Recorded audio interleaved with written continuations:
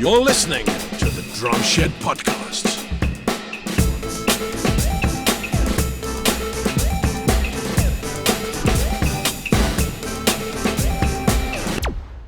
Welcome to the Drum Shed Podcast, and today we've got Will Daly from Will Daly Drums. Hello.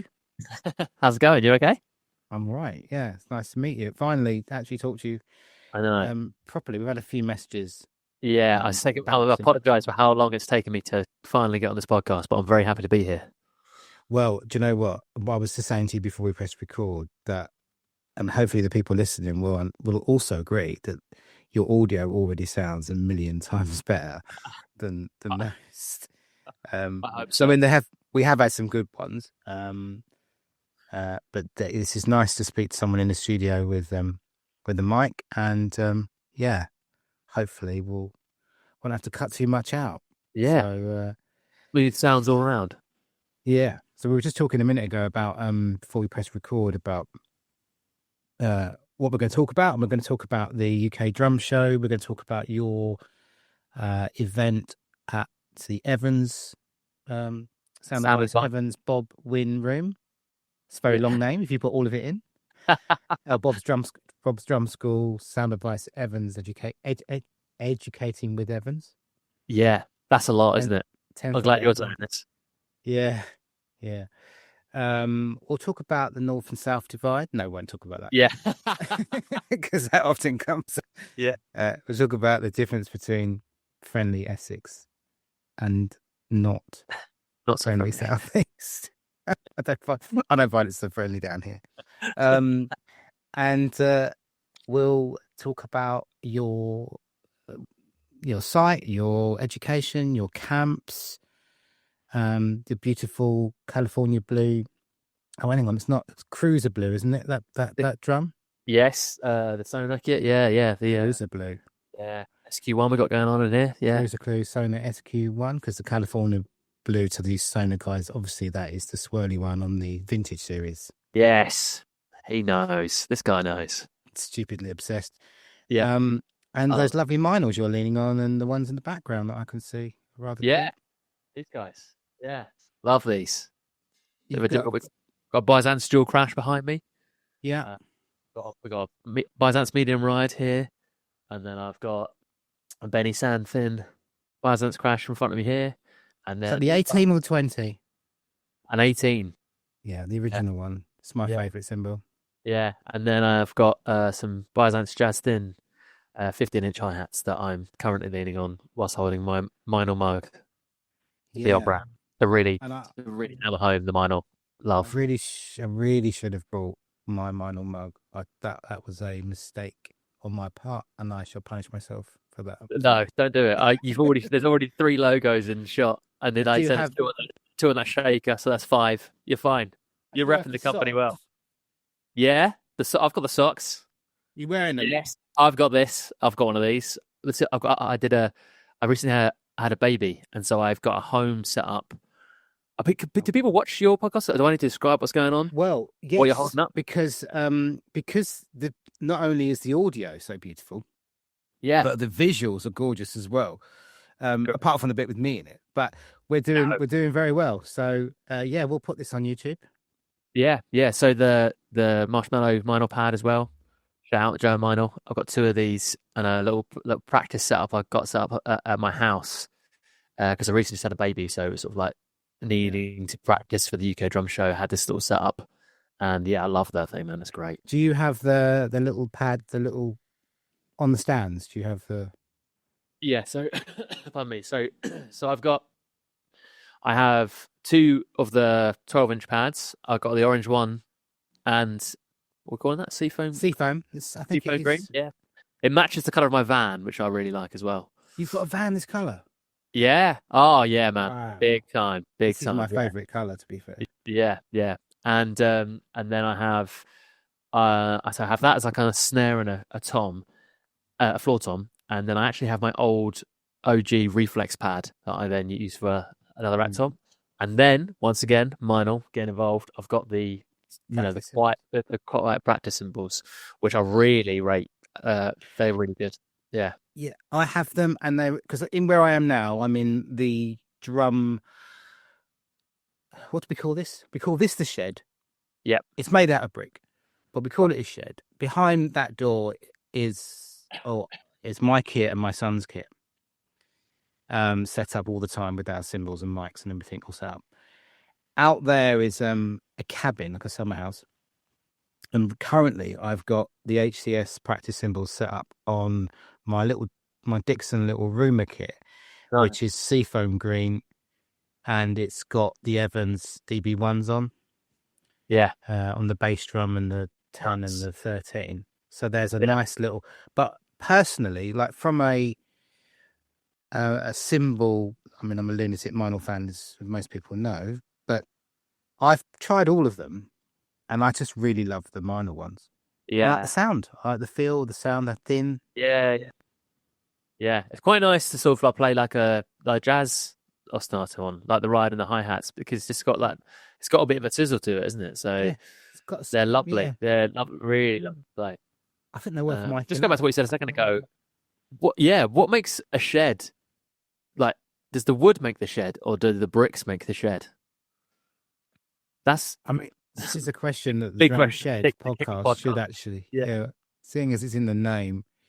When I was young, I had a pirate radio station thing that we did on a cassette only, called Shed FM, and it was in my shed in my garage. So my mum put my shed inside the garage.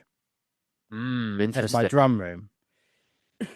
It used to live in the garden, but we moved house and they took the shed with us, cut the roof a little bit so it fitted into the garage, and they built it that was where I had it. And my friend went off to build. This is how long ago it was. He went off to build Euro Disney, as it's called. Okay, yeah.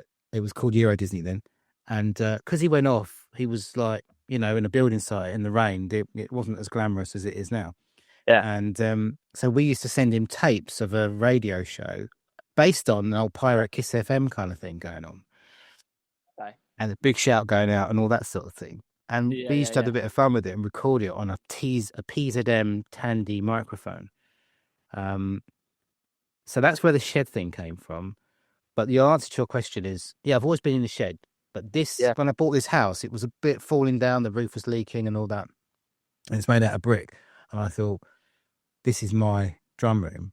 Nice. And we rebuilt it and did the new roof. And so your shed is attached to the house? No, it's at the bottom of the garden. Separate. Okay. See, because maybe that's what makes it a shed, right? If you've got like a drum room that you might call the shed attached to the house, not a shed, is it? Because it's still attached to the house. So I think if you've got to leave the house to go into another outer building for your drums, I think that's when you're in shed territory. And then whether it's wood or brick is fair game. Relevant, yeah. We answer the big questions on this podcast, right? I mean, these are the questions the nation are asking, aren't they? I think so, right? This is what your listeners want to know. Yeah. Yes. So it certainly is. And during COVID, it was like, I mean, it is my office as well when I work from home. I mean, I literally sit here and do stuff, but it's quite difficult to be distracted by, what's going on back there. So, yeah. And behind me, I've accidentally on purpose stacked a couple of Sonar snare drums. Yeah. Love it. Shout out to Divine. Welcome, Will Daly. A little warm up chat there. I'm talking of warming up. Can you don't mind me for a second? I've just got to unplug this heater because I'm literally on fire.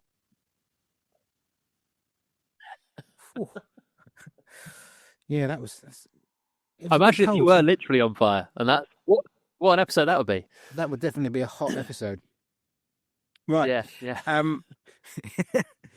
So, Will Daly, you are at the UK Drum Show Saturday, 10:30. Evans Sound Advice Room.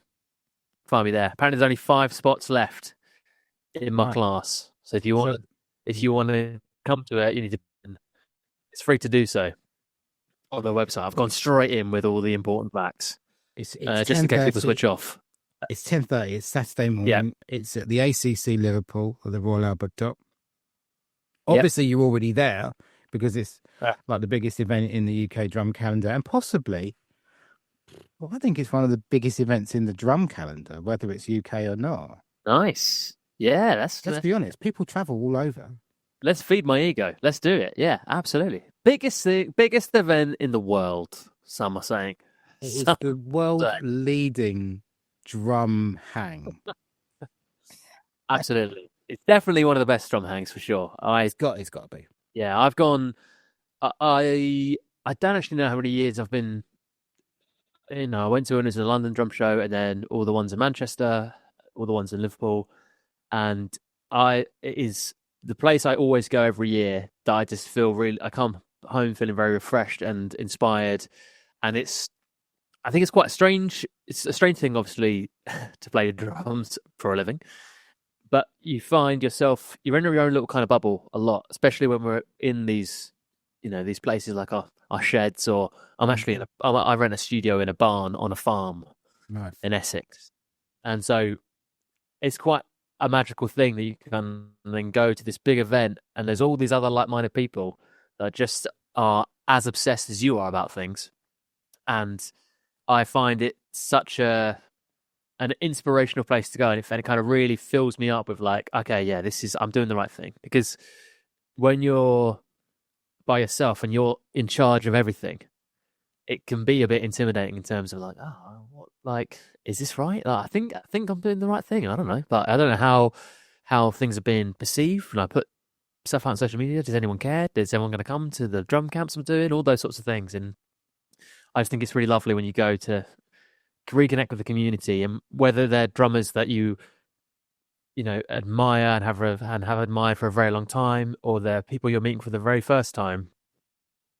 It's just such a great hang and great like community. And so yeah, playing this year is like properly just a dream come true, because it's always in your head, right, of like, oh, what would I do if they gave me like half an hour at 10:30 on a Saturday morning with in the Evan Sound Advice Room? What would I actually like? What would I choose to do? And so, yeah, when they made the poster dropped like a couple of weeks back, yeah, and I didn't know anything about that poster until it was online, and it's quite weird because again, when you're self-employed, I make all my own stuff, like posters, any promotional thing for drum camps. It's always me, creating it. Or my amazing wife, who's very good at Photoshop because she's a graphic designer. So, it's always us doing it. So to like open my phone at the end of like teaching, and there's just a poster, and it's just like me and Eli Casagrande, and I'm like, someone else has made this, and I'm on it.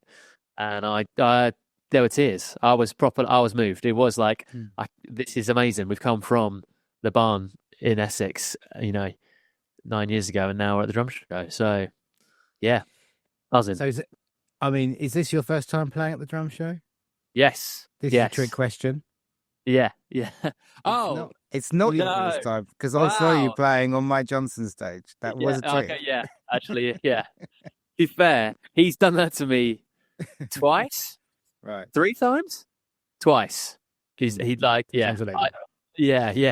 it a couple of times where he just jumps me and goes like, "Can I just borrow you for a second?" And you're like, "Yeah, sure." And then you're like, "Ah, no, you want me to go and play drums on the stage? That's why you've asked." Yeah. And I fall for it every time. I'm like, "Yeah, of course." Ah, crap. Yeah, no, yeah, I know what you want me to do. So, so technically, I saw you up there with Kira as well. She did it after you or before you, but at the same time, wasn't she? She was in the same. That was last year, wasn't it? Or that? Yes, that was last year. Yeah. Do you go to the drum show? Are you going regardless? Like next year, are you going to the drum show? Whoever's there, whatever's going on. I put it in my calendar straight away, and if I get offered like any gigs, I'll say no on that weekend. So there was only 1 year I missed where I had a gig and I couldn't go, and I think it might have been one of the last ones that was in London. It was Lionel Lewis, and ever since then, I've always made sure that because they've changed it, haven't they? They used to be the last weekend of September every year, and then we're a bit later this year. We're in October, right? Yeah. Later than we normally are.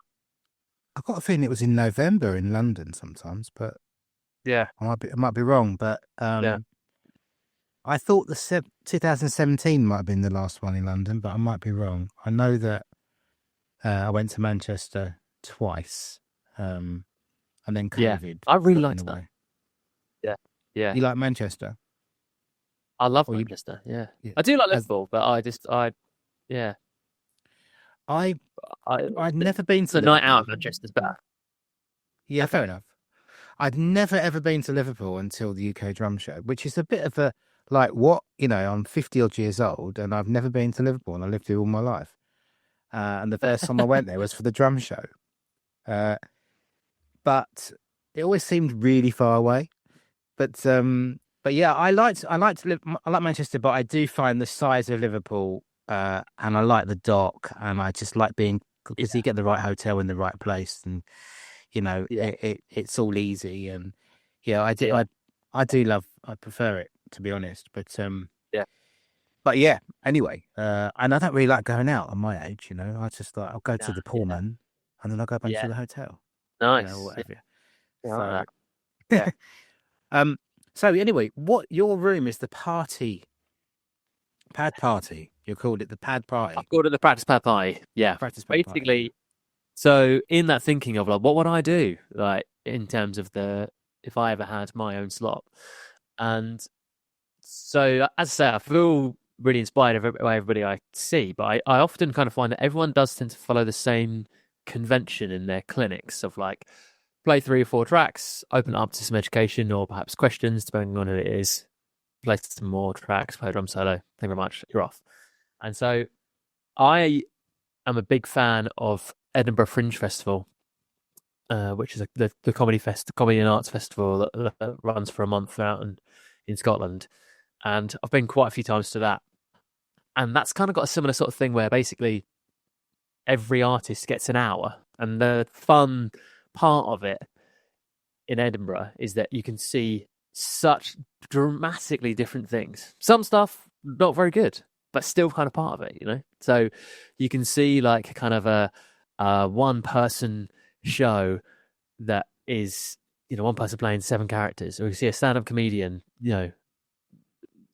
testing out jokes, or you could see like a puppet show or a theatre group like singing songs about feminism, or like there's so many different things you can see there. And I kind of was like, I feel like it'd be cool if the drum show had a bit more of that. If we tend to kind of fall into these sort of similar kind of conventions each. Not everybody, but it's and I still find it. I'm not burning the rest of all the other drummers because they're absolutely amazing. But I always like it when it's sort of a bit different, and like Spaven's like classes are particularly quite good for that kind of thing, where he's kind of almost, or it feels like it's sort of off the cuff at times, and I like that. It's kind of like he lets the clinic sometimes kind of take itself where it wants to go. So I had this idea of like, the nature of the room is that everybody has a practice pad anyway, so it's already more interactive than you're just sitting watching. And they asked quite early, like, what's the title of your lesson? And I was trying to be like, well, the most important thing is how people are going to feel when they leave, because I'm the first thing that you could see. I think there's maybe Thomas Lang is on the main stage, but there's not much else going on at 10:30. So kicking off the weekend, I just want people to feel up for it and not over like burnt out with like loads and loads of things to try and remember. And so I was like, I just need to feel like a party. So that was kind of my starting point of like, okay, the practice pad party, we're going to go from there. And I won't give too much away because otherwise it won't seem as fun. But essentially, it's kind of like looking at what makes a good party and kind of reflecting that how that also makes for a good practice session, and kind of marrying the two things together. And we're going to take some of the stuff that I do with my drum groups and my drum camps, and just have have fun with it. And that's kind of the most important thing, really. Is it's not necessarily about we're going to dive deep into your technique because you've got Klaus Hessler for that. You've got like other people that will really kind of get into those sorts of things. It's looking at like how you can get as much joy out of the instrument, but also just putting you in a good mindset, putting you in a good place for the rest of the show. And yeah, just kind of I hope people leave just being like, that was so much fun. That was great. I'm really glad I did that. Is my aim or intention. It seems to be quite I mean, it's your thing, isn't it? I mean, you're known for those that know, you're known for being pretty upbeat and lively, right? I mean, I guess so, right? Yeah. yeah, you are. I mean, like I've seen a lot of your videos, on social media, Yeah. and I've got your site in front of me now, Yeah. and you're just lively and expressive. Yeah. Yeah. So, which is maybe a personality trait of your own, but also I think from my own experience, an Essex trait of being very sort of outgoing. You know. Yeah. I guess. Yeah. I've always been a really positive person, and lots of people always kind of like that guy's just always like really smiling. Like, yeah, and I get it a lot of gigs. Like that guy looks like he's having the best time, like playing the drums. I am like I love it. I love to play. I love to learn like the drum. I mean, that's kind of also why I love the drum show so much. It's so interesting to get like the insight of these amazing drummers from all around the world and their different viewpoints and everything. And yeah, I enjoy it. I enjoy watching people overcome things in their playing and in their life, and it being positive. And yeah, I think I'm drawn to people that are positive and people that kind of embrace that way of thinking. Yeah. And like I saw like Loyal Kana last night with Richard Spain playing drums, and he's like another one where like Loyal Kana is an artist that is just promoting this positivity and yeah, I really resonate with people like that. And I'm also quite an emotional person, so I often get like overwhelmed in a nice way, but I kind of feel everything quite a lot. But I think that hopefully, I hope that it makes me quite empathetic, and that hopefully makes me quite a good drum teacher, because I know what it feels like when you can't play something, and I remember that feeling quite a lot, and also kind of I've like, it also gives me a lot of patience, because it doesn't affect me if you play it wrong. You can play it wrong as many times as you need to, and so that's hopefully the idea is just I totally get it. I mean, a friend of mine said to me, because I think we're quite similar personality in that respect, especially with the sort of the open and all the emotion, the sort of, I always described it. I always used to use the death. Are you a Star Wars fan at all in any way, shape, or form? No. I have got the Millennium Falcon tattooed on my arm. So, you have? I have a Yoda quote tattooed on my ribs. So, okay, right, okay. So, let's go. You want to go Star Wars? I'm ready. So I'm just going on the analogy side, right? So, excuse me. The Death Star, right? Yep. The Death Star.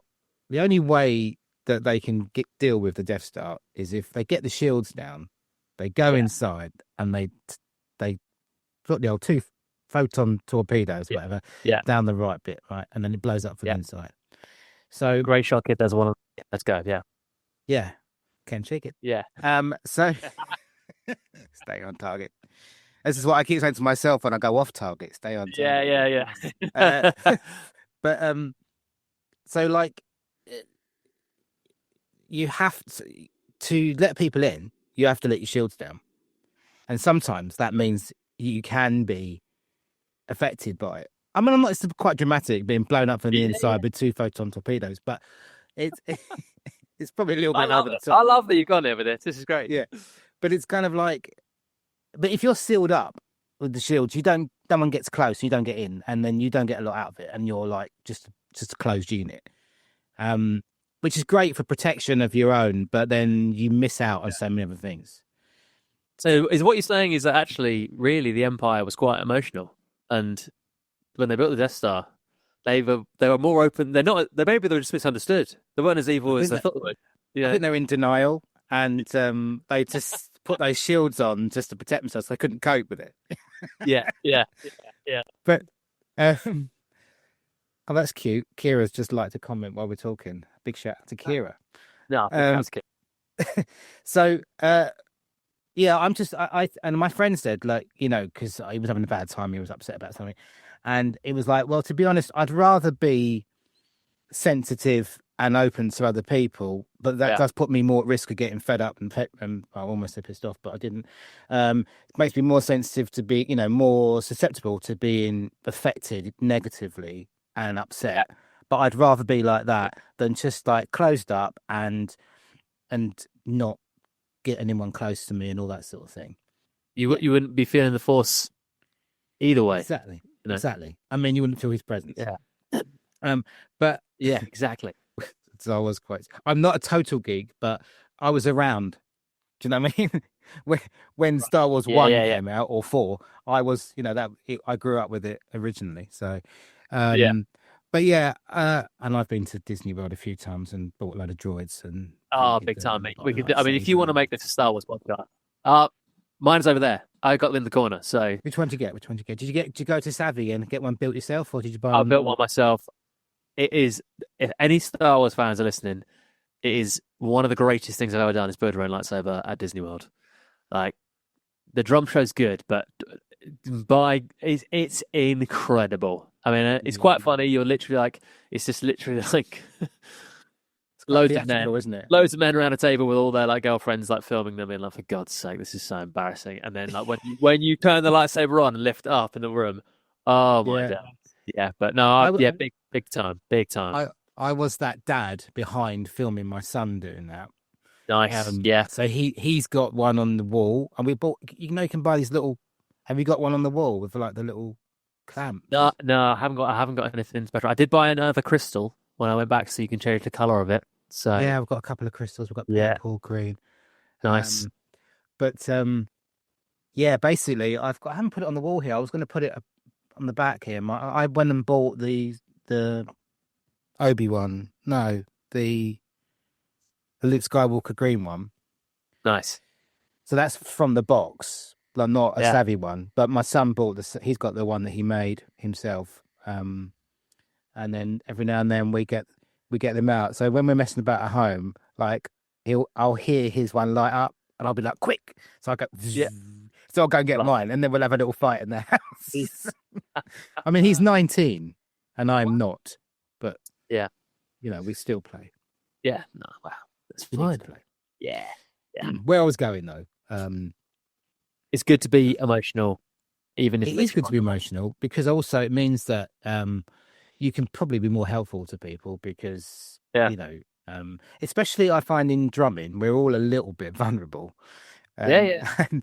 And in a way, that's probably why the community is so strong. And when we go to this, we go to our shrine of Liverpool or the UK Drum Show, and we all feel comfortable that we can hang out with each other, and we all have the similar, similar doubts or similar fears. I've got so many insecurities about drumming. If I wanted to make my life a bit easier, I could just stop playing drums. Yeah. I wouldn't have to worry about being left-handed, because it's the only thing in my world that makes left-handed being a bit of a problem. I could not worry about not being very good or having to hide stuff with changing the camera angle quickly because I messed up on that drum fill. I make it myself, but I don't have to. I could just walk away from it. Apart from the fact we can't, because we're addicted to drums. Yeah. So, but yeah, I think, and what I like about people like yourself and Kira and Mike Johnston, and the people that we look at for comfort, support, some ideas, inspiration. And Richard Spaven as well, particularly. He's got a very natural coolness about him, and very calm and inclusiveness. And with Benny as well, it's like, come along, have a go, and you're all welcome. And I think that's really important in the drumming world. Oh yeah, definitely. I think, and I mean, Mike Johnston is like, it sounds dramatic, but that guy really kind of changed a lot of stuff for me. I went to the very first ever 21 Drums drum camp in Ireland. Wow. And so I went with my friend Ben, who does the Drum Social podcast. Right. So shout out another one. Yeah. So me and Ben grew up together, and then that's actually Alex who does the podcast with him. He was also at the 21 Drums, and you had all these drummers from around the world at this drum camp. And I had followed Mike, but this is the first time I'd like met him in person. And yeah, at the end of the camp, he just sort of pulled me aside and was just like, "Oh man, like I'd love to work with you more in some way." And I don't think he really even knew what he meant when he said that. At the time, I worked for Warner Brothers. I was playing drums, but wasn't a full-time working drummer. And we just kind of got into this conversation of like, do you think I could do this? Like, do you think I could just play drums like full time? And he just was the person to kind of give it a nudge of just like, yeah, I think you could do it. Like he was like, there's something about you. Like I think people are drawn to you, and I think you could definitely do it. And so he has continued from then on to be a friend of mine and someone that I'll sort of message when I'm asking things like, "Oh, I think they want me to ask me to do this drum show. Like, room is new. Should I say yes?" Or and he's a real kind of mentor and a friend. But it's sort of, he was that person for me to kind of just say like, "I think you could do this." And sometimes you just, and like that was obviously at the drum camp. The other thing was at that drum camp, even though it's a very much smaller thing to the UK drum show, but it's the same sort of thing of when you have a community of people. I was suddenly at a camp where there were all these drummers from around the world, and they all did different things to play drums for a living, most of them. And I had grown up sort of pre-social media, and the way that you play drums in my head was like, well, your band gets big, and if your band doesn't get big, then that's kind of like the only way to that's the only job I kind of really knew, or wanted, I guess, when I was 18. And so it was on that camp that I suddenly kind of realized like, oh, you could do this. And I'd already had those feelings of like being in this community of people, everyone doing these different things. And then Mike Johnson just kind of give me that little nudge and just a little bit of belief. And I think that's what's so good about people like him, people like Kira, those sorts of drum teachers, Spaven as well. Like they just sometimes just say the right thing. Timing is everything, right? And they say the right thing to you just at the right moment, and it can really change someone's, like outlook on what was possible. Yeah. No, I get it, and I think. I mean, I've been part of Mike's lessons for a couple of years now, and out of that, we've made lots of real friends in the real world. I've come out and met people. I know of you because of Mike Johnson. Right. He mentioned you on a podcast with Eddie. I'm pretty sure that's how I got to know. It was either that or one of his videos, but I think it was that. And then I sort of obviously search, you listen and you search people, then you go and find. Right. And yeah. And then you see, he was talking about how you're, energetic and the way you engage with people. So yeah, that's how I came across you in the first place, from being in Mike Johnson's. Oh, wow. Thank you. Well, I was listening on the podcast, but I knew of the podcast more so because of I don't know which came first, the egg or the chicken, but it's all part of the same thing. Yeah. So and I'm struggling a bit with some of the stuff that I'm doing with Mike's sessions at the moment, because I've been stuck on the one for a long time, and it's uncomfortable for me, this one. So I got a choice. I can go this way or this way, I can decide to chuck it in and not do it, or I can decide to do it. What I decide to do is ignore a few things when they get a bit difficult, and go and do something because it's a bit easy, and then try and cheer myself up, and then maybe come back to it a bit later. So I keep doing that. I like that. I need to overcome it, but it is I think I probably need a real, as I say, real teacher. I need an in-person teacher, probably. because I haven't had one since I was at school. But Wow. I have 2 jobs. I have a day job, which is I would call my dole job. Yep. And then I have a job in the shop, in the drum department, which is just a bit of a nice keeps me in connection with the industry a little Yeah. bit. And Yeah. I do love selling bits to people, and people come in and say, "Oh, my son or my daughter." Actually, the amount of daughters that are coming in. My daughter wants to start playing the drums. She needs to spend. We got 400 quid or whatever. What electric kit? We live in a flat, and it's classic sort of. Yeah. And I love that. Or someone comes in and says, "I've got this tom, right? I need to mount it on this stand, but I've got this cymbal and I'm not sure." And I'm like, "Right, okay. So what we need one of those clamps, and then one." And I love working all that out. So it's sort of, that's all part of. There's so many parts of the drumming world, isn't there? Like it's big time. And the shops, like, obviously it's been a shame we've lost so many shops, particularly down like around where I live. Like, Sound Attack, like, amazing shop. And like back in the day, PMT Southend as well. Yeah, like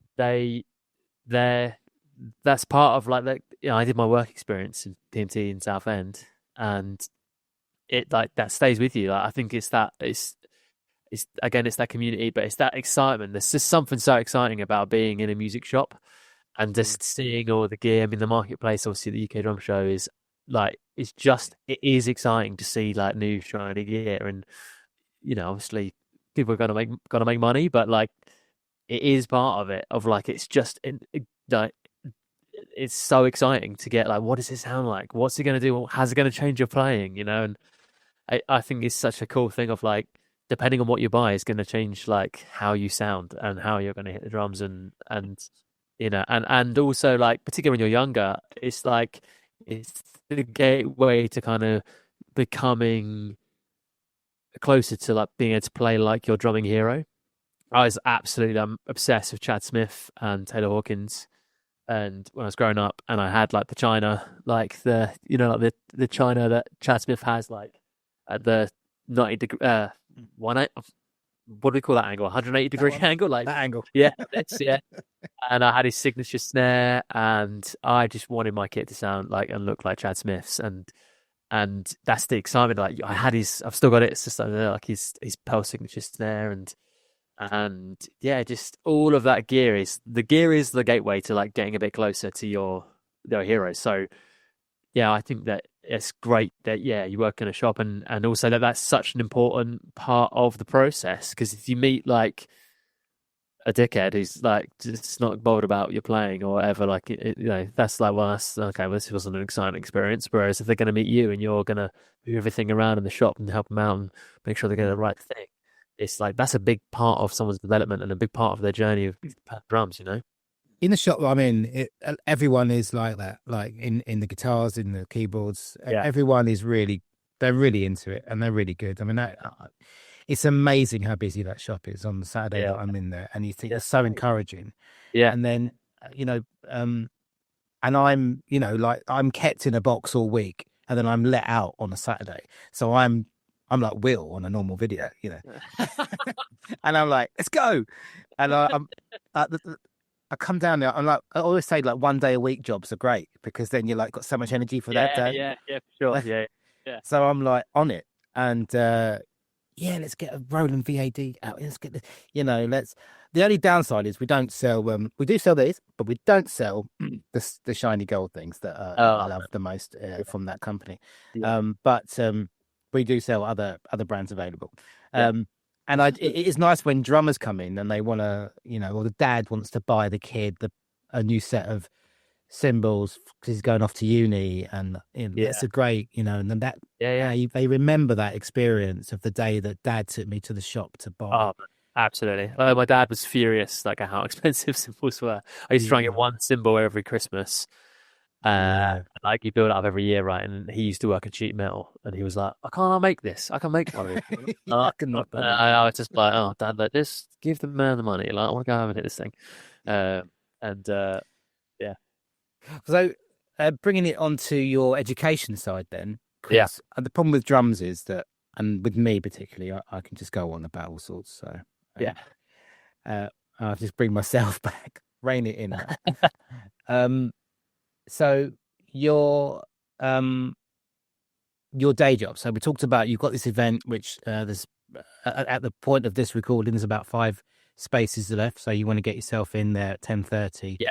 And you want to go on to the ukdrumshow.com, go to the experience tab, and then go to the sound advice educating with Evans bit.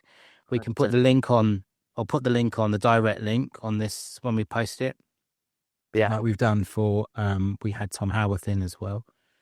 And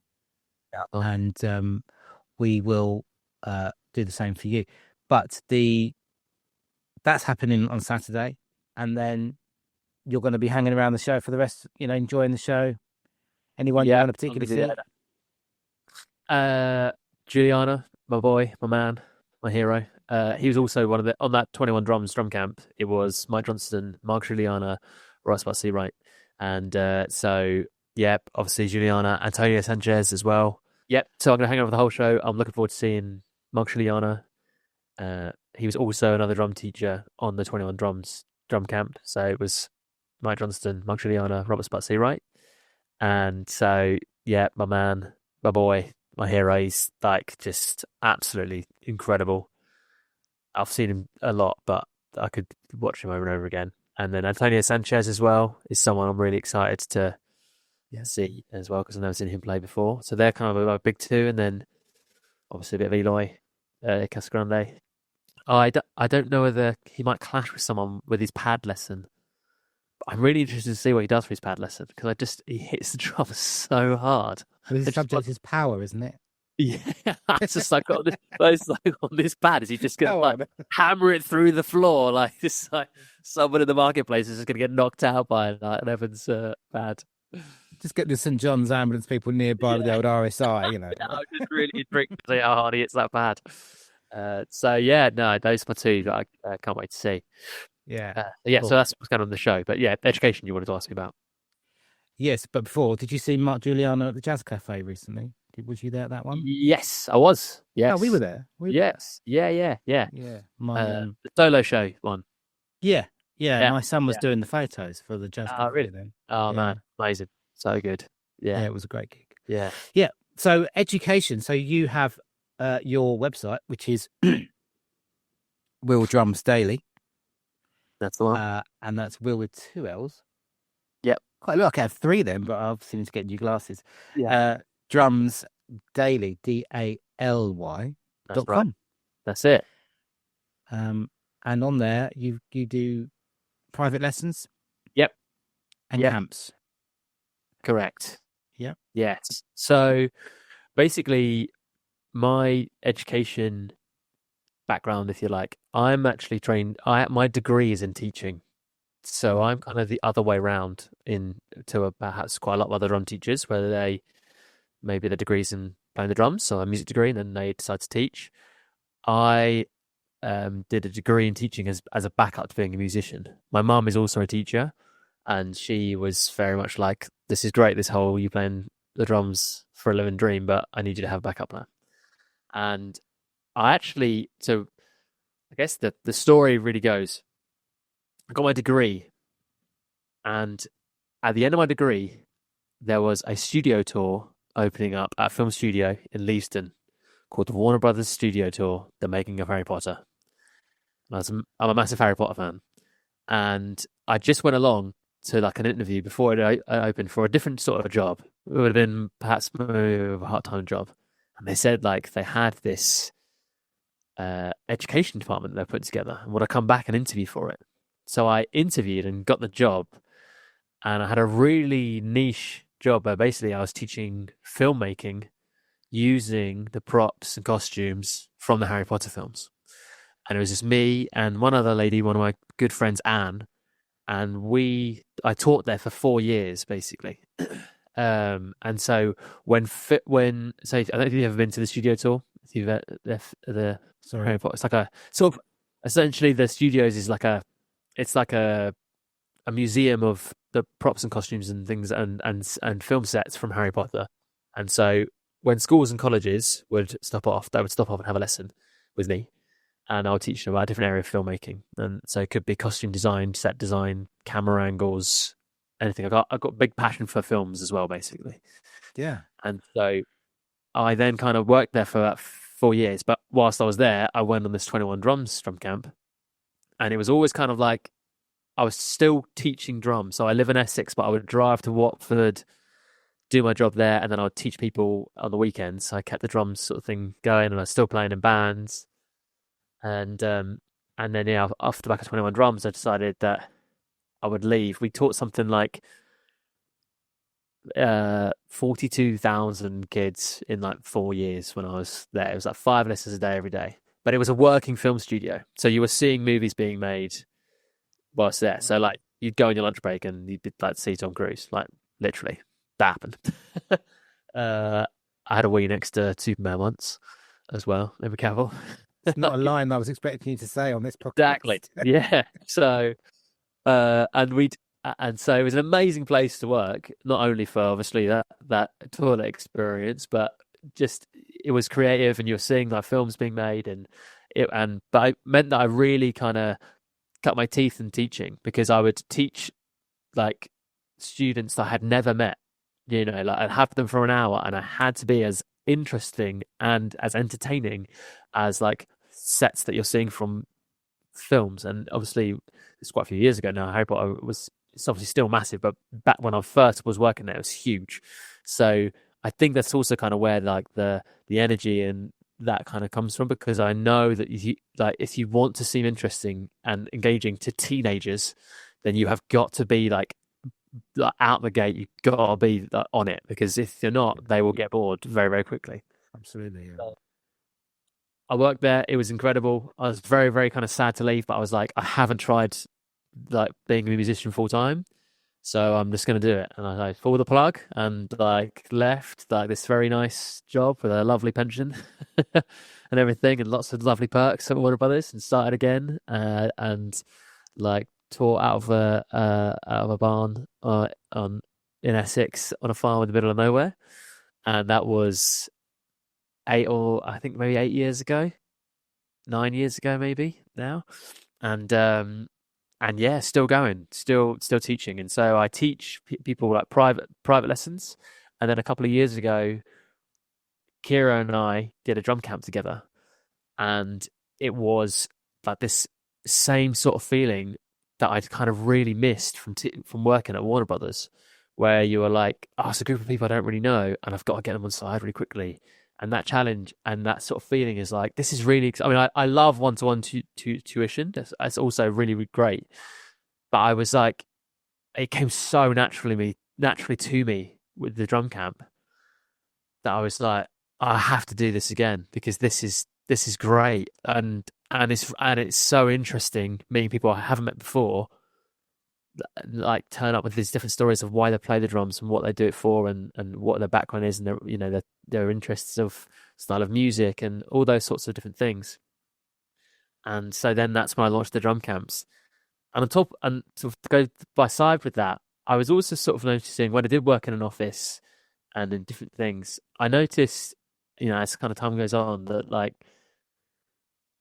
there's what we kind of need more in the drum community is opportunity. And I think that the difficulty you have a lot of the time is that whilst you can post anything online of you playing, and that is a great tool of like, here I am, here's my playing, bang, it goes there. It's still a very like insular thing to do. It's still you do it by yourself, and you have no idea how people feel about it or what they think about it. And I don't know, I just noticed that sometimes, if I played a gig or something, people would always say to you like, oh, how's your little gig? That's your work. And you're like, what's it little? What do you mean little? It's actually, it's like 50 people there. It was great. Like, and but there's sort of, and it's sort of this weird thing. And in lockdown, I started running, and I was like, I don't enjoy running, but I'm doing it to try and keep fit and keep going. And then I was like, there's like so many half marathons that you can, if you want to run and you want to get into it, there's so much opportunity to go and celebrate that you've been working on your running, 5K, 10Ks, park run every Saturday. There's something all the time. Yeah. And I was like, with the drums, it's a little bit like you can have your lessons and you can film yourself playing at home, or you play a gig, and it's like and there's particularly the gig bit. There's an element of potential embarrassment there that means that a lot of people don't want to do that because that's like, well, how good are we? I don't know how I feel. I get on stage in front of people, and obviously some people love it, which is great. But I just felt like there needed to be more opportunity for it, and so I decided to do two things, and this all kind of happened at the same time. I decided, like, okay, I'm going to start a drum showcase evening for my students. Everyone gets up and plays one song, and they can bring all their friends and family. And this is my third year of doing it, and we're now on to doing it for 2 nights. And it is the best thing ever. Because it's real, it's human, and it's just like it doesn't matter. I have people playing We'll Rock You, I have people playing Ash and like zillion live performances, like different, and it's like all ages, all abilities. Everybody gets behind everybody, and it's just this safe place where you can get up, and it's still nerve-wracking playing in front of people, but it's still a safe place. No one is going to be like, this was a small crappy gig, like, this is embarrassing that you're doing this. And so then that alongside, I wanted to also do with the drum camps was just there be an opportunity for, if you want to work on something, or like so many people that come to the camps are like, oh, I've never played drums in front of anybody else ever, and I'm really nervous about it. And it's like, dude, like as soon as you arrive, like it just, like, you will appreciate that everybody's feeling exactly the same as that. Everyone's nervous about getting up in front of one another, and the sooner we get past that, the more enjoyable this will become. And it does every time. It's like you can feel it. Like it's always a shame really they're only 2 days long, because you can feel by the end of the second day, the friendships are starting to kind of bond together, and people are feeling comfortable, and yeah, it's just such a lovely thing to do, and so many different people for different reasons, and all supporting one another. It just works really, really well, and yeah, so that's kind of like how that's sort of, it's a very long answer to your question, I guess, but that's kind of what my education background is, and kind of where it's led me on the drums. And I was always, your ultimate goal obviously would always be like, I would love just to be paid, just to play drums live in a band. It'd be great. And I love playing drums live. Like, I absolutely adore it. But I do love the education side of it as well. And I've kind of found really in the last couple of years, since I really kind of lent into that, and it not being about me, and it being more about us, that I've found that I've then met so many more people, and the camps and all those sorts of things have started to kind of come together. And it's amazing. Like some of the camps, I had a guy in a camp who had watched a tutorial on YouTube to how to play My Hero, and he just saw the link and then signed up to the camp, who was a guy who was like from the Philippines originally, but he lived in London, and then came over, and then on a break, I walked into the room and he was playing My Hero, and he was like, you taught me how to play this. That's amazing. I was like, never even met this guy before in my life, and he just from watching the YouTube tutorial. And even that is a really interesting side of it, because that's the thing of like when you're spending hours saying the same thing over and over again to the camera to get it right, and then filming it, and then because I've then created an opportunity for us to meet in person, now it's so much more worth it than just a view count. And I think that's another reason why I do the camps. Just like you get to meet the people that are using your educational stuff online, and help them out with it, but also just kind of connect with more people, and that's just the best thing, Yeah. But I think that last section where you just spoke told us a load of really useful stuff, and also really was inspiring, to be fair. Because you might have said it was a long answer, but yeah, I could also hear in what you've been saying today why Mike said what he said to you, because I mean obviously you're interested in filmmaking as well because of his interest in all that. Yes, yeah. I can see how you fit that kind of same vibe. So I think and for for me, like this podcast idea was always about having an inclusive podcast that everyone's kind of welcome, and you haven't got to be. It's not for people that are top end, professional, high end. It's not just for pros. It's not for amateurs. It's not for new, young, old.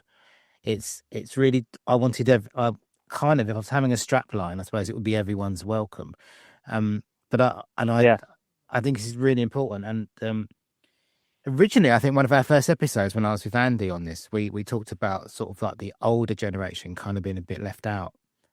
And I do find that there's always a lot of focus on the younger generation, which I understand. I don't understand the reason for that. But there are so many older people that are returning to it, or couldn't, or put their life on hold while they did other stuff, like for their children or for what have you. And they've always had this dream, and they might have a bit of disposable income to go and buy themselves a kit, and they might have some space or somewhere to put a kit now because the kids have moved out, which is a lot of my customers. They say to me, look, the kids have moved out now, and it's time for me to I have a lot of those sort of people in my camps as well. Same sort of thing. And coming across a lot of those sort of people in Mike Johnson's lessons, people as well, is a similar kind of thing with a lot. It's very, very varied, but and I've probably I'm falling into the category where when I was 16, I got my first kit and I played in bands, and I was like you, saying, well, the only way to be successful was for your band to be successful. Right. And we got stuck in like the South London New Cross tour, we used to call it. It's like all the pubs in New Cross, but we never really got out of it. And if we got to north of the river, as in like North London, it was like we've made it. We played in the garage at Highbury Corner, and we played, and we did play in Powerhouse, and we played at Glastonbury in '94, but only on an Avalon thing. But I can say I did that. Yeah. You do. Yeah. And but when you say that, people go, "Oh wow, you played in Glastonbury." Yeah, I did, but it was on Avalon stage, and it wasn't as big as it is now. And stuff like that. I played Glastonbury 3 years ago.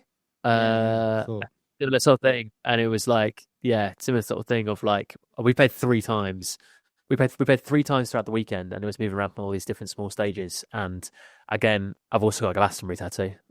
Most things I like, I have a tattoo of. And it was like it was an absolute dream, like come true. But it was like they say, all the smaller stages that you're kind of playing, and you could say you've done it. And also one of those things of like you didn't have to be like you're not on the pyramid stage necessarily, but you're still there, you're still part of it, and people are still getting stuff from you. Like it's still just as important, wherever you are on the scale, Of course it is. And I probably haven't played out live since then.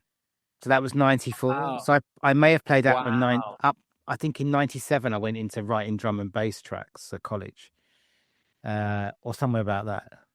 But so I hadn't really played out until I joined Mike's lessons, made some friends with Reza and Mel and a number of other people. And Reza, who's my co-host, he goes to jams all the time. He plays in about 4 bands. He's always doing like this pub. They rock it, on the Saturday. It's covers but it's really, really good, strong. They're packing the pubs out, And he said, "Oh, there's a guy at this one at Surbiton, and he starts off the kit left-handed because he's right-handed, but he plays left because of an injury. Oh, so right. He just has the ride on the other side. So all you've got to do is move the ride back to your side. And he always asks before he moves the kit around if there's any cack-handed people. I think it's non-deformed or something inappropriate." And so he said, maybe you should come along. And I went along a few months ago. He did it. And I hadn't played for God knows. And not only that, I hadn't played, and you don't know what you're going to play. Yeah. And it's mostly blues and shuffly stuff, which is not my comfort zone. Right, yeah. I mean, my comfort zone will be funky, funky drummer kind of sort of thing, maybe. Yeah. Jamiroquai, kind of, that's where we were in the old days. Yeah. But yeah, so I got up and played, and well done, amazing. I think the first one was Hey Joe, and there was another one I can't remember. But the other Yeah. thing is, I'm rubbish at knowing names. So someone says, "Oh, do you know this?" And I'm like, "No, never heard of it." But then, of course, when I start hearing it, I go, "Oh yeah, I know this," but I just don't know what it's called. Yeah. Um, Yeah. and you know, I've been going for it was meant to be last night. I didn't go last night. But it's every Thursday, and it's an hour's drive because I don't live near Surbiton. But Right. it's the only one that sets the left-handed kit up. And so that has been not an excuse. People say, "Oh, you're just using that as an excuse," but you know, it's hard enough to get on stage as it is without asking to move the kit around. Yeah. So Yeah. I mean, yeah, and I say to people that come to the shop, if you are left-handed, as much as I don't want to say this, it's probably better that you play open-handed on a right-handed kit because of all the sort of struggles that you might have. But I yeah, had a lefty at my drum camp. You did? A couple of yeah, and I set it up so I've got one of those Tama SLP like tom snares. So ideal, right? So I just set up the kit with 2 hi-hats. So when the lefty would come up, they would just sit that way, and then when the right would come up, they'd sit this way. So one of the kits had it both, and then you could just flick on the tom on and off. Does mean that the lefty had a snare as a floor tom, and they were going the opposite way around the kit. If you see what I mean. That's a Larnell thing, though, isn't it? Yeah, exactly, right. So Just see that snare where the floor tom should be. You're Larnell exactly. So, but it works really well because it just meant that you didn't have to keep on changing everything. It's just like something ready to go. And because I got like a lot of drums, it means that the drum camps is great for that kind of thing. Because it's like if you've got anybody that needs anything different, there's no problem. We set one of the kits to be like that, and everybody can still play and have more opportunity. Yeah, but I think there's so many people that want to play that are scared to get up and play, and I think what you were saying about the confidence in getting up and playing, I think it's got to be one of the biggest obstacles. I think bigger than the sound level. Yeah, and I think that so many adult students that I teach, they arrive in their first lesson and they like apologize for being there. The first thing they say to me is like, I'm sorry for you having to teach someone as old as me. And I'm like, why are we start kicking this off for an apology? One, you're paying me, so let's not apologize for that. And like, secondly, it's like, and they always will say, oh, I don't have to get good enough to play Glastonbury, or I don't. And I'm like, why not? You don't know that. You could be like sick, and also, obviously, in my head, I'm like, we're going to play my drum showcase, so get over that fear because I'm going to throw you on stage anyway. But yeah, it's there's such a, particularly I think they say with the older generation, there's like this, like, oh, I'm sorry we're here, and it's like, don't be like sorry. This is it's such a positive move that you're doing here. That you're here. That decision is the hardest one and the bravest one already. And as soon as you've come for a lesson with me, like, I could not care if you play it wrong 100 times. Like, I do care. Like, I want you to be able to play it, but it will not bother me at all if you can't do it straight away. Like that, the fact that you're here trying to do it, and also it's so good for your brain and your health and your well-being and all those sorts of things that it's like it. Yeah. I would always encourage anybody who's particularly, if you're going to retire and have loads of time, absolutely, just get yourself a drum kit and get playing. And the younger generation are also really important, and then they have their place in the community as well. But I think, it's definitely, there's no reason, why you shouldn't kind of give it a go, because it's not like there's nothing to be embarrassed about you coming along. You know what I mean? No, exactly. No, and it's therapeutic, isn't it? I mean, like you said, we often find that some of these conversations and some of these lessons, even conversations I have in the shop floor, sometimes feels like we need a couch.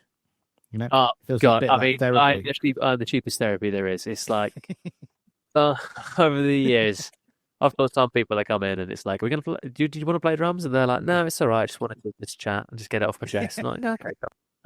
Nothing to do with what we're doing, but that's fine. That's fine. But I think that there is a value in that, and one of the people I interviewed on the podcast before said, "It's good to chat, about non-drum things as well, because it's you can geek out on, are they 15-inch hats or are they 14? Or you can geek out on the depth of your snare, whether it's 575 or whether it's 6.5, and but actually talking about normal things is really, really important to sort of relate to people.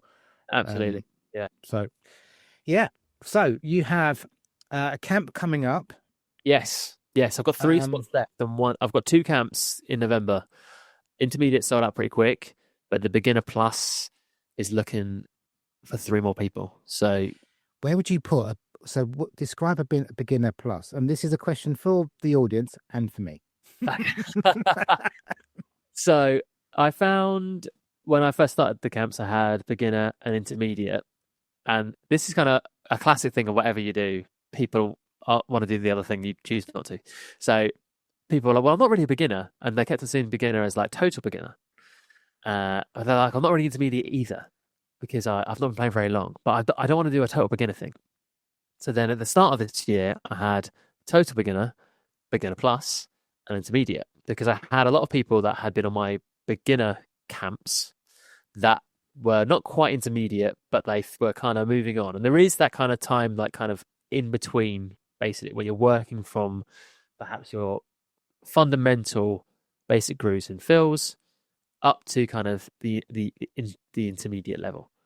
And so the beginner plus sits in that. It's kind of the bridge, essentially, to take you from the beginner kind of into the intermediate. I'd say really the differentiation between the camps is really just that there would be assumed knowledge of certain things. Now, the interesting thing is that everybody is judging themselves on whether they are intermediate or beginner plus.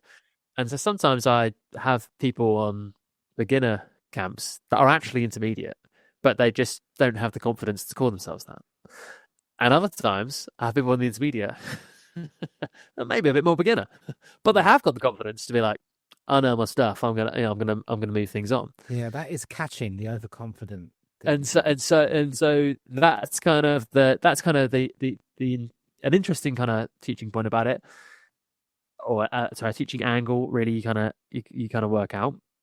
But really, I'd say the beginner plus is there for people that have already been playing already, and they want to get to that intermediate stage. They want to kind of move into that, and kind of showing you how you can get outside of that kind of box of basically kind of playing the same thing over and over again. If you find you sit down, you play a lot, and you want to move on to that kind of next stage. But it is interesting because it's interesting though, because you do get a lot of people that are, like I say. So I've seen a couple of your clips online, and you sound great. Like your playing sounds really, really good to me. That I would, if I had, because I think you wanted to come to a camp like a couple of years ago, and I would have probably encouraged you to actually probably go towards the intermediate with what you can play.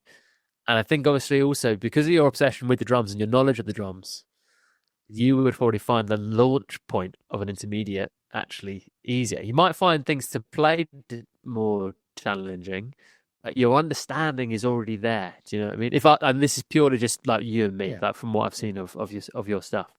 So but I do have some people that don't have kits at home that they only practice drums in a practice room and they can rent a studio, and that's only like once a month. But they might be able to play they might be able to play really, really well, but maybe their understanding of what they're doing is actually at a beginner level. Do you know what I mean? So there's so much of that just in drums in general, of like it's really difficult when you're trying to sell camps to people, because obviously you want somebody to say you are this good and this is the, like I just did for you, there's like, this is what you want them to have that. But if I don't know you and I don't know, because there's some people that might turn up and it might be like, okay, we're going to look at a grid method of how I approach things, and someone might be like, Benny Greb, who's Benny? I don't know who you're talking about. Who's this German guy?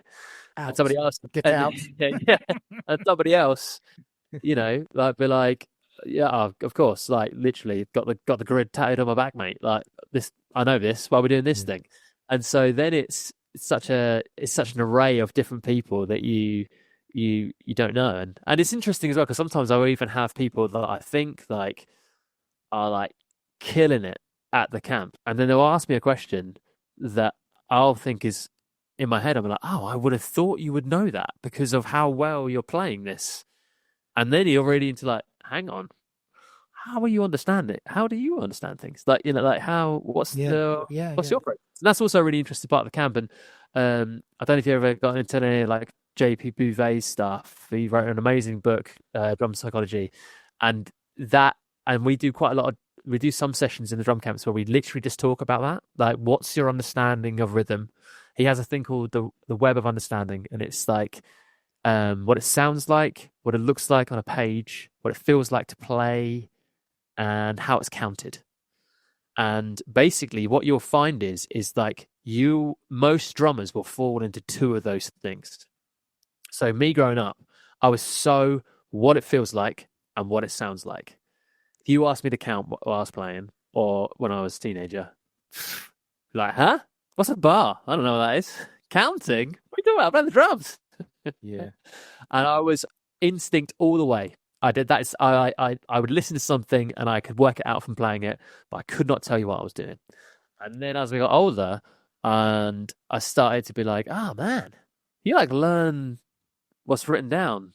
There's like a whole like logical approach to playing this instrument. I had no idea. And because what I would actually find is that when I would play is that when I was younger, I would play and it was all great until I couldn't work out the thing I'm listening to it. And then I was stuck. I had no other approach to it.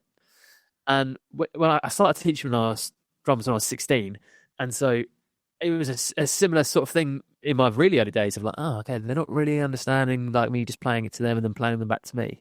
And I had lots of students that I did work with, but if I had one I didn't, I was sort of like, oh, okay, I need to find out. And I would be like making up my own drum notation system for them. Rather than actually, I don't know why I won't read this way around it, but without using like H for hi-hat and S for snare, and this is how it like line it down for them.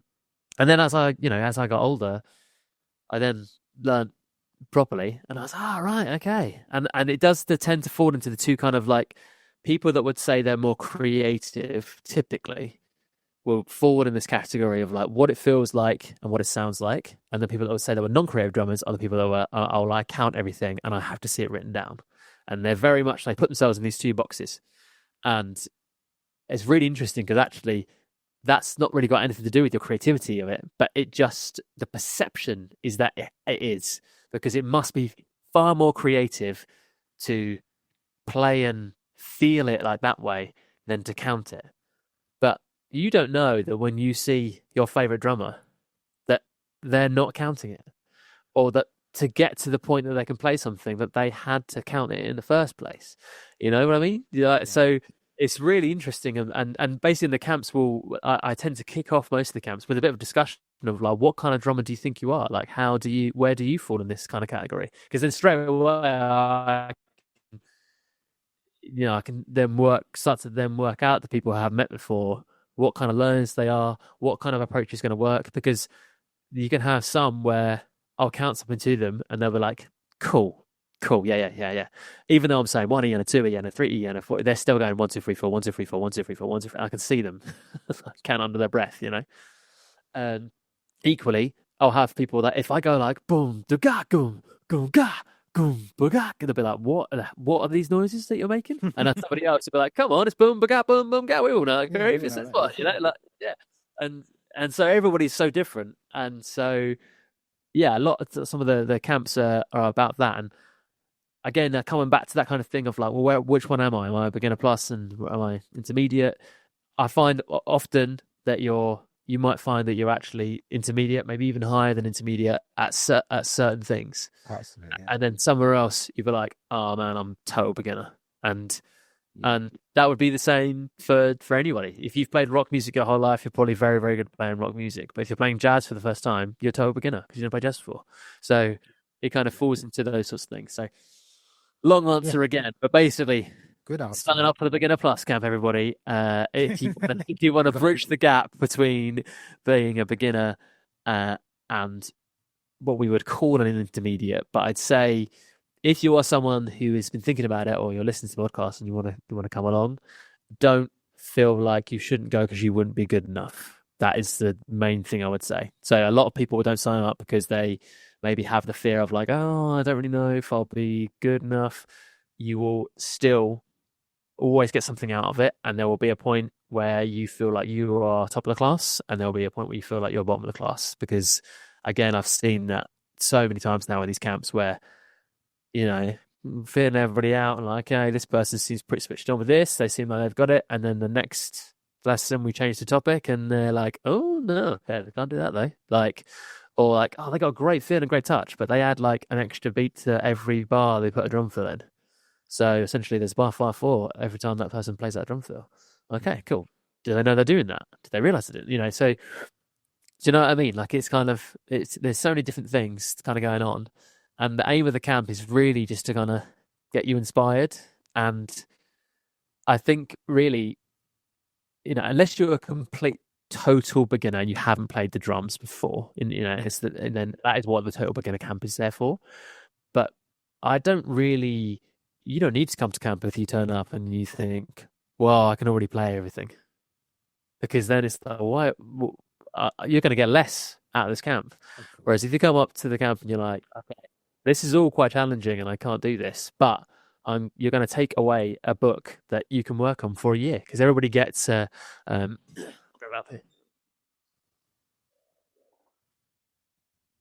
of these like camp books that then has like all the bits and pieces in it. And so then you take that with you. So then you can use that for the next year, 6 months, or, you know, and then you've got like a book for the weekend that then, yeah. And this is a total beginner's one here. Yeah. And then I also try to do it. I send you a questionnaire as well before the camp. So everybody gets a questionnaire and I just ask you a couple of questions about how you feel like you're playing. Is that the MOT? Questions like that's it. Yeah. And you just kind of I guess this gives me an idea of how you feel about your playing more specifically. And you rate it out of 10 on different things and what you like about your playing, what you don't like about your playing, you know, who your favorite drummer is, who you want to sound like, you know, those sorts of things. And then this gives me that like touching point, because then I'll use those to then help shape the book. So far, and this is more work for me, but none of the books are the same. Like, they're changing every camp. Yeah.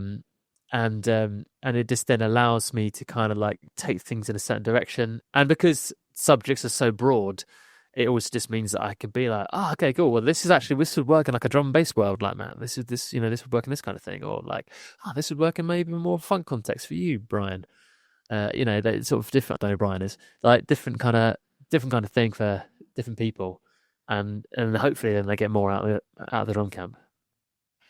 Yeah, I mean, that's really everything you just said there. There's so many things that, and I'm hoping that I'm typical of a listener as well as, you know, someone that has the podcast. But a lot of things were ringing true.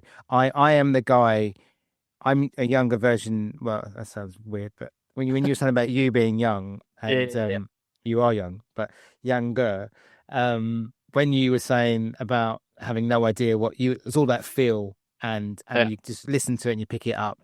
That's kind of what I do, and I'm fed up of doing that to a degree. I could do something, can tell you I have no idea what I did. Like, this came up in a podcast with Preston Prince that's just gone up today, and he said, "Oh yeah, when you do your videos, do you is that all improvising, or do you like learn the parts?" I'm like, "No, I take the part out with Moises or with Logic, and I just listen to the guitar or the pad or whatever, and I just do what I can to that song." I might have heard some of the songs, and if I'm playing along to an Anna Cornelis song, which isn't easy any day of the week, I will do what I can to fit into that song, and if I don't mess up too much and stay in time, then great. But I couldn't tell you for what. It'd be great to see someone writing down what I'm playing, and I'd read it and think, "Wow, I can't play that," and someone would say, "Well, actually, you did." Yeah. But of course, I wouldn't be able to play that again. I wouldn't be able to read it. Yeah. I always thought it'd be a really good idea from a teacher, and I'm not ever going to be a teacher, but if you gave someone an exercise, or you played something and you did it really fast, and the student's like, "There's no way I can do that," right? Okay, so you you do it really slow. They do it really slow. Whatever, parody, whatever it might be, really slow. You film it and then you play it back to them later on. No, they don't realize it's the same thing, and you speed it up, but with pitch shift, so it sounds right. Yeah, right. Yeah. Then you speed it up and you go, "Do you think you can do that?" And they say, "Never." And you say, "Well, actually, that is you." Yeah, yeah. So you did play that. The only difference between you playing that now, hearing it and playing it, is that you did it slower. So all you've got to do is just gradually build up. Like slow than fast, right? Yeah, I mean, because that would to me, I'd be like, "Wow, is that me?" Yeah. And the only barrier then is just the practice and the speed. But yeah, because we always think that faster is better, I guess. Like cars. Yeah. Yeah. Yeah. And Millennium Falcons and stuff. Yeah, exactly. Yeah. But yeah, I mean, this is it's really encouraging, and I would always, I think a lot of people, genuinely drummers, might say they'd be safer to go back a bit than forward, as in, I'd rather be a bigger fish in a smaller pond than a tiny tadpole in a massive pond of pros. And I also heard someone saying, it was Preston actually on my podcast. You shouldn't, because someone's better than you, it shouldn't put you off. It shouldn't make you give up or put off. And historically, I've been a bit like that. And I think some people quite easily can see that's unachievable. Like, there's no way I'm going to get out of that mountain. So I'll just do something else. But and it's difficult when the social media is so just instantaneous. So like, you just open it up and you just see someone shredding, and you're like, "Oh, I can't do that." And you're like, "But you weren't thinking about doing that anyway." But now you are, even though you weren't before. Like, and it's such odd.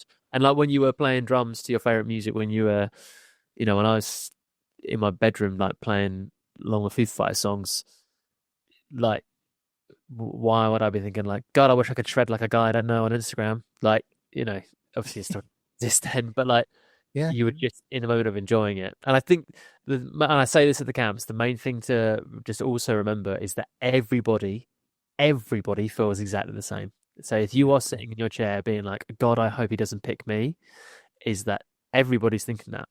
So if we're all thinking it, and even when like someone gets up and plays, you're still thinking about yourself. You're still being like, oh God, they're really good. I'm not as good as them. Or like, okay, I don't know if I could do what he's doing, what he's asking him to do. Oh God, what, it's all internal. Yeah. Like, and actually, if you can get past be like, well, if we all feel like that, let's just stop worrying about us feeling like that. Yeah. And and I think that's like things like like we did it earlier this year, but like the Whitney Houston challenge. Yeah, that epitomizes like just everything that is about. Where it's like, it's so fucking stupid. Just hit this like tom that is in a very random place, like in the bar, like, and slows like, down, doesn't it? Like, you're trying to get it right. It is random, but if you can all get up in front of one another and make a fool of yourself for missing it, like, that's it. It's so it's an icebreaker, good. And I felt terrible. They made me go last to do it, and I was like, okay, I think I know what this is, but I'm like, if I get it wrong, I'm now nervous. I'm now having the feeling of like, I'm supposed to be the guy leading this drum camp. What if I can't hit this like one hit and Whitney Houston? But it's still like, that's the whole point of it. Like, it's something as simple as that. Like, you can get it wrong, and it doesn't matter, because that is the only way that you kind of learn to get something right, is to get it wrong in the first place anyway. So I think, anybody that comes along to a camp, like, just know that you're always, everybody is welcome, whatever ability you are, but just know that there's no judgment. And I can't imagine it would ever happen, but if there was anybody that was gonna give you any shit about your playing, then I would definitely get rid of them further than a heartbeat, because that's just not what it's about. And I've never come across that, so there's no need to think that would happen. But I think, just knowing that basically everybody's nervous when they come along, and lots of people tell me that they're really scared. And I had a guy last year who's come along to one of the camps, and he was so worried, and he told me stories about how he had like driven to jam nights and couldn't get out of the car because he was like, I can't play drums in front of people, I just can't do it. And like he couldn't sign up quick enough for another camp once he'd been to one. And what was funny is that I didn't really feel like I even did anything that different other than being like, just tell him it's going to be all right. I think he's going to be fine. And within minutes, he was like, oh, okay, this is all right then, isn't it? Like everybody feels his way. And all that worrying that you do, questioning yourself and all of that, it's almost like not wasted energy, but it's like you don't need to put yourself through the torture of it, because you're there to have a good time, you know. Yeah. And that's the main goal of the whole weekend. Well, it sounds really cool and it tempts me. People keep telling me to do a camp, and the anxiety of a camp is always the major hitch. So yeah. But also, I overcome the jam thing recently, because actually, in all my years, massive, I think that, yeah, I don't know you very well, but I'm already proud of you. So thanks, man. Like that's huge, because that is hard. Because it is, and it's even. I mean, I thought the drummer unfortunately doesn't get a choice in what they're going to play. Yeah. So every time we go up there, I sort of hint, long train running. Yeah. And also, I feel like this even when I play in like my wedding band, if you miss one fucking backbeat, the whole band goes like whips their head around like as if you've been like hit by a bottle from the crowd or something like that. You know, like it's the loudest instrument, so it's like if you make a mistake, everybody looks around at you, and you're just like, all right, look, all I did was just, like hit the side of the drum accidentally, or like catch a stick, or like you know. But it's so forgiving, but it's so natural. Like every drummer, like you hit so many notes correctly, but it's like that one snare hit that you missed out of. Think about how many snare hits there are in a whole set of music, and you'll still be able to be like, oh yeah, do you remember this gig when I did this wrong? I can still tell you about where it was, and we're so damning of ourselves for just missing one backbeat. You know, the best thing is when you watch, because my son videos it when I'm doing it, because I want some evidence that I've done stuff. Yeah. And I end up hearing the guitar solo thinking, there's me thinking I was messing up, but that is really out of key. And what is he doing? And like, what? But no one cared. Or maybe he cared. I don't know. Yeah. I had one last week. That was all right last week. It was okay. But the one before that, I wasn't counted in. I couldn't really hear very well, which is excuses, I know. And I came in on the wrong way round. So the bass drum was on the snare drum, and the snare drum was on and I thought it was going okay, but it wasn't quite comfortable. I was like, what's going? And then a bass player from the crowd came out and was waving his arms around. And I thought, is there a fire? So I just stopped. The whole band stopped, and I went, what? And he went, it's the wrong way around. I goes, okay, should we start again? And we started again. But to be honest, after that, I wanted to burn all my drum kits. I played a gig a couple of years ago where I for some reason my mind just, like, we used to play the start set with Signed, Sealed, Delivered, and then we changed it to Blues Brothers. Everybody Needs Somebody. Yeah, and for years we've been maybe at that point a year, 2 years into playing it. And for some reason, I just thought we were going to play Science Delivered. So I start the second set. It's a 50th birthday party. I'm like, 1, 2, 3, 4. I'm going to go do do do do do, and then the other guys are going da da da da da da, and it was properly just like, sorry, what? We're just not playing the same song at all. And it had to be like, and start the second set, right, here we go. Big build up, here we go. 1, 2, 3, 4. Terrible clash. And I had to just be like, I'm so sorry. I'm just playing the wrong song. Okay, ready? 1, 2, 3, 4. And I've been playing in that band for like 15 years. So it happens, sometimes your mind just fucks you up, and you gotta be like, okay, move on, and then never let yourself forget about it again. Talk true. Mention it on a podcast. No one asks you about fucking up. Right. Well, I think we've probably come to an end because we have gone a bit longer than we would. Well, no, let's be Sorry, honest. We haven't gone longer than we normally would because although I have always aimed for an hour, we Yeah. genuinely go to 2. Okay. And like the one I put up today, I edited to 140. Nice. But I didn't really want to get rid of anything. And I just think, well, if you don't want to listen in one go, you can listen. Yeah. You can press pause and come back to it. Just put the good bits online, and then people can get the important, the headline. The little snippets of what have you. But yeah, and then you can choose if you want to, if you're going for a long drive, or if you're driving to the UK Drum Show from Essex or from South London or from wherever, you've got about 4 or 5 hours, 6 hours, depending on traffic. Exactly. Yeah. So, if you're in the car right now, keep going. Keep those eyes open. Yeah. Don't drive sleepy. Get a coffee in you. Make sure you're feeling good. And if you're on the way now and you're listening right now, then don't forget ear protection and don't forget to check out on Saturday morning 10:30 if you've already booked a ticket. Because if you haven't, the chances are by the time you're in the car, it's all gone. I can only hope. Apparently, there's only five slots left, is what I've been told, of that one. So if you're not signed up yet, get involved in that. And if you want to come along to a drum camp, I'd love to have you. There's only 3 slots left on the beginner plus. So yeah. And hopefully. Just one last thing, you do lessons. Are your lessons in person or are they online? Or would you do both? Well, lessons are in person. Yeah. So I do. I mean, there's maybe the capacity to do some Zoom lessons. Yeah. I have one student that I teach online, but most of them I teach here at the studio, which is in Essex, just outside of Chelmsford. So if you're not that far away, and drop us a message about coming along for a lesson as well. And yeah.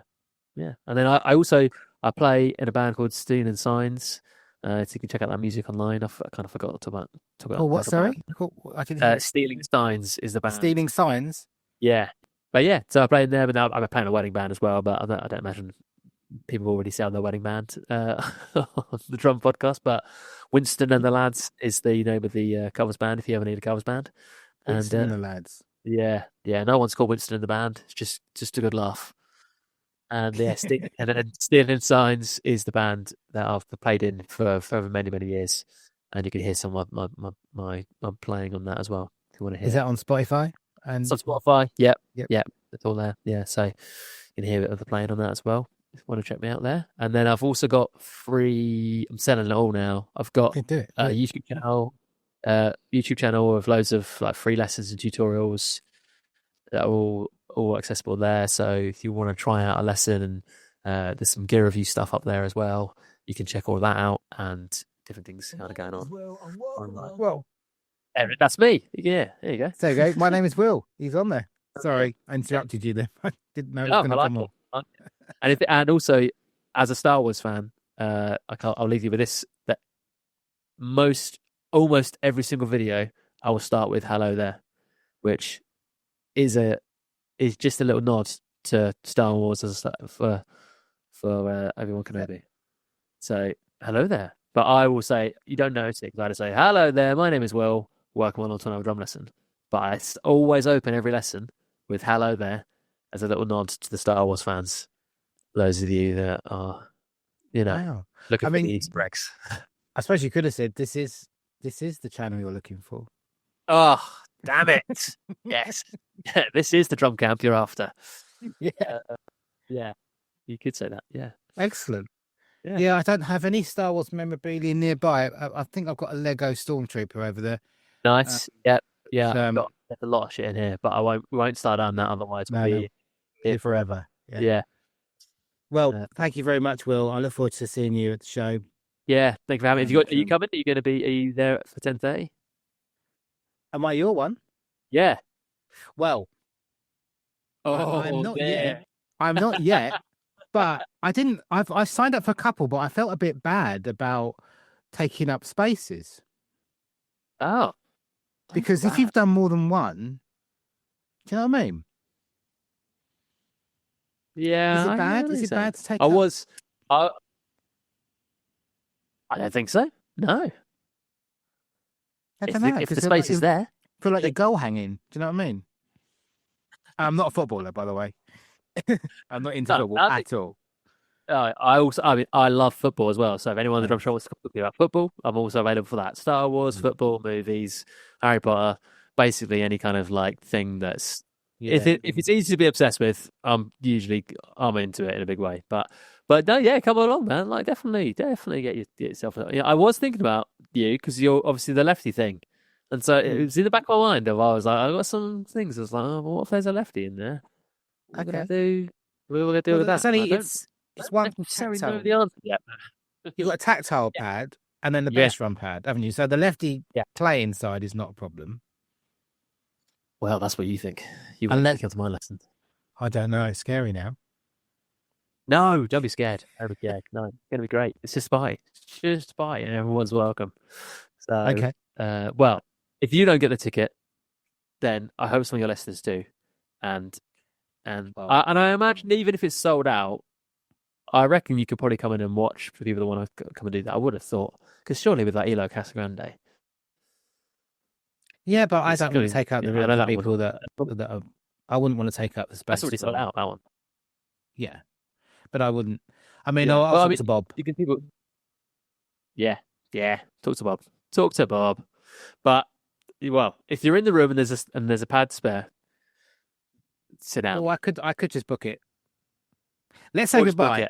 Let's say goodbye on air, and then we'll cut it. Say goodbye. Yeah. I want to ask you one other thing off air. So of course. It's not about where you get your hair done because I don't have the same head tailor. I actually got my hair cut this morning. Did you? I noticed, to be honest. I noticed. Yeah. What? I noticed that fresh cut look. Yeah. You can also probably see me looking at it being like, I'm not sure about this haircut, but yeah. Yeah. Right. Okay. Well, look, it's been an absolute pleasure, and thank you so much for having me. One of the nicest quality videos and nicest quality audio. So thank you for that as well, because that makes me live well. You're welcome. Right. Thank you very much. See you soon.